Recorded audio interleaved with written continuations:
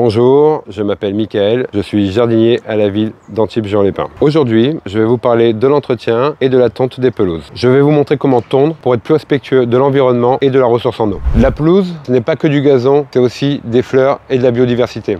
La tonte se fait en 3 étapes. Première étape, l'équipement. Pour tondre, il nous faut une pelouse, une tondeuse. Aujourd'hui, j'utilise une tondeuse thermique, d'où le casque pour le bruit. Les tondeuses électriques arrivent, elles ne sont pas polluantes, ne font pas de bruit et elles deviennent de plus en plus performantes. Une rotofile pour faire ce qui est bordure. Aujourd'hui, j'utilise la rotofile thermique aussi. Donc les lunettes, le casque, les gants, comme la tondeuse, les rotofiles électriques arrivent, moins de bruit et pas polluant. Et les équipements de sécurité. Casque, des gants, lunettes et un casque anti-bruit. Aujourd'hui, je n'utilise pas le casque, c'est plutôt pour les grosses débroussailleuses. Deuxième étape, les bordures.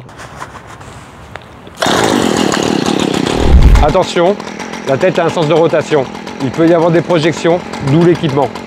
Là, je suis bien positionné, les projections à l'intérieur. L'accès est dégagé pour la tondeuse. Et troisième étape, la tonte. La lame ne bouge pas, on règle uniquement la hauteur des roues. Il y a 10 ans, la hauteur de coupe était plus basse. Maintenant, on peut la monter un petit peu pour être plus respectueux de la nature. Cette tondeuse est faite pour faire du mushing. Elle n'a pas de panier, elle rejette toute l'herbe sur la pelouse. Et c'est parti.